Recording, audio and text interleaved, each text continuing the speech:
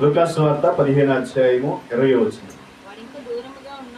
వాడు ఇంకా దూరముగా ఉన్నప్పుడు తండ్రి వానిని చూచి కనికరపడి పరిగెత్తి వాని మెడ మీద పడి ముద్దు పెట్టుకును.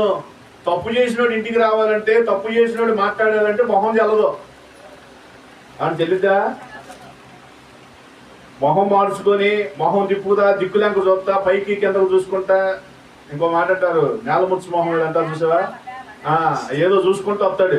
అలాగే ఈ కుమారుడు కూడా ఏం చేస్తున్నాడంటే, వెళితేమని అంటాడేమో, ఏడదాకా వచ్చాను, వెళ్ళకపోతే నాకు కడుపు కాలుతుంది, అన్నం పెట్టేవాళ్ళు లేరు, అక్కడ అనేక మంది పనివారు ఉన్నారు అని తన ఆస్థాన స్థానంలోనికి వెళ్ళేటప్పటికి కుమారుడు ఒకవేళ సిగ్గుపడుతున్నాడేమో అని తండ్రి గమనించి, అప్పుడు తండ్రి చేసిన పని ఏంటంటే, ఒరే నా కుమారుడు వస్తా ఉన్నాడని పరుగున ఆయన దగ్గరికి వెళ్ళి ముద్దు పెట్టుకున్నాడు. ఇప్పుడు కుమారుడు వస్త్రాలు వేసింది ఇంట్లోనా బయట? వేసాడు.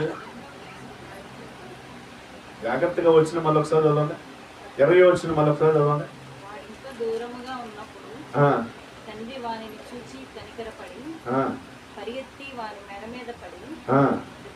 ముద్దు పెట్టుకున్నాను. చూడండి, ఇంకా చదువుకుంటూ వెళ్తే అక్కడ ముద్దు పెట్టుకుంది రోడ్డు మీదే, కౌగులించుకుంది రోడ్డు మీదే, ఆయన వస్త్రములు మార్చింది, ఆయనకు విలువైన స్థితి తెచ్చింది. ఎక్కడయ్యానంటే ఊరు వెలుపలే, తన ఇంటి బయటే.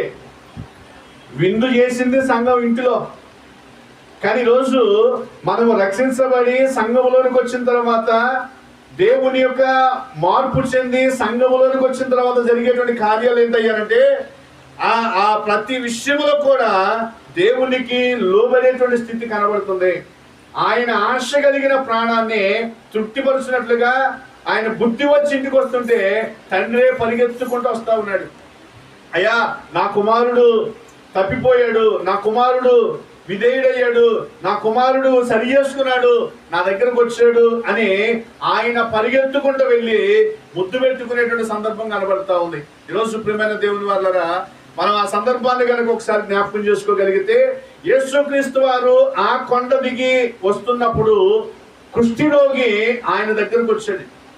కాబట్టి కుష్ఠిరోగి యేసుక్రీస్తు వారి దగ్గరకు వస్తే, ఇప్పుడు అక్కడ యేసుక్రీస్తు వారు ముందున్నాడా, జనం ముందున్నారా? ఎవరున్నారు? ఆ వచనాన్ని ఒకసారి చదవండి. 8వ అధ్యాయం మొదటి వచనం, మత్తయి సువార్త 8వ అధ్యాయము మొదటి వచనం. 8వ అధ్యాయము మత్తయి సువార్త.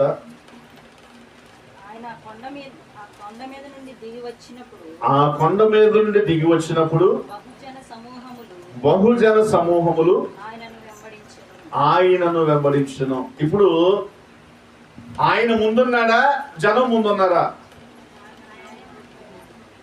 ఆయన ముందున్నాడు, వెనకున్న వాళ్ళు వెంబడిస్తున్నారు. ఆయన ముందు నడుస్తుంటే వెనకున్న వాళ్ళు వెంబడిస్తున్నారు. ఇప్పుడు ఎవరు నడుస్తున్నారు? యేసుక్రీస్తు వెంబటి జనం నడుస్తున్నారు. జనం వెంబటి యేసుక్రీస్తు నడుస్తున్నాడా అంటే? యేసుక్రీస్తు వెంబటి జనం నడుస్తున్నారు. ఒకవేళ కుష్ఠరోగి గనక యేసుక్రీస్తుకి రావాలి అంటే జనం గనక ముందుంటే ఆయన అక్కడే చంపేస్తారు. మోషే ధర్మశాస్త్ర నియమ ప్రకారం ఏంటంటే, మోషే కుష్ఠరోగం వచ్చిన వాళ్ళు ఊరు వెలుపల ఉండాలి, జనంలోనికి రాకూడదు, జనానికి సమీపించకూడదు. అది అంటువ్యాధి లాంటిది, ఎవరు కూడా ఆ వ్యక్తుల్ని చూడకూడదు, తాకూడదు, ఆ పరిసరాల్లోనికి రాకూడదని వారి ఊరి పొలిమేరలో సత్రాలు ఏర్పాటు చేసి వారికి ప్రత్యేకమైన స్థావరాలుగా వారు నియమిస్తారు. ఇక్కడ ఆయన కొండ దిగి వస్తున్నప్పుడు ముందుగా వెళ్ళి ఆయన చేసిన పని ఏంటంటే, ఆయన పాదముల మీద పడ్డాడు. ఆయన పాదముల మీద పడి, ఆయన నీకు ఇష్టమైతే నన్ను శుద్ధినిగా చెయ్యని ఇక ఆయన ఏడవటం మొదలు పెట్టాడు. ఎందుకని ఆయన అలా అడుగుతున్నాడు అని అంటే, యేసుక్రీస్తు వారు కొండ మీద ప్రసంగంలో జరిగిన సందర్భం అండి ఇదంతా. కొండ మీద ప్రసంగంలో ఆయన అనేకమైనటువంటి సందర్భాల్లో మాట్లాడుతూ, ఆయన అనేకమైనటువంటి విషయాల గురించి మాట్లాడుతూ ఆయన చెప్పబడేటువంటి మాట ఏంటంటే, ఈ లోకాన్ని గురించి ఏది కూడా మీరు ఆశించవద్దు, లేకుంటే మీ తిండి కొరకో లేకుంటే వస్త్రము కొరకో మీరు ఆశించవద్దు.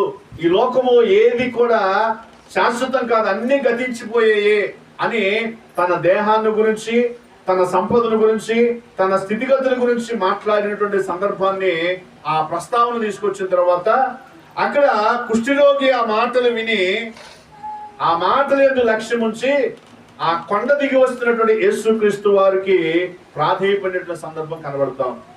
ఈరోజు మన జీవితాల్లో కూడా కనబడవలసినటువంటి, చూపవలసిన ప్రాధాన్యత ఏంటంటే మనము మొదటగా ఆయన పాదములు పట్టుకోగలిగేటువంటి స్థితి మనలో ఉందా? మనలో ఆయన పాదాలు పట్టుకోవాలంటే మనలో ఉన్నటువంటి గర్వం పోవాలి, మనలో ఉన్నటువంటి అహంకారం పోవాలి, మనలో ఉన్నటువంటి లెక్కలేనితనం పోవాలి. మనకున్న ఆస్తి అడ్డు వస్తుంది, మనకున్న ఈ యొక్క శరీర దృఢత్వం అడ్డు వస్తుంది, మనకున్నటువంటి స్వారూప్యం అడ్డు వస్తుంది. అర్థమైందండి? దేవుని సన్నిధిలో మోకరించాలంటే మన బలహీనతలు కూడా మనకు అడ్డు వస్తాయి. అప్పుడు దేవుని దగ్గర పరిపూర్ణమైనటువంటి మనస్సుతో ప్రార్థించేవారుగాను, ఆయన్ని మహిమపరిచేవారుగా ఉండవు.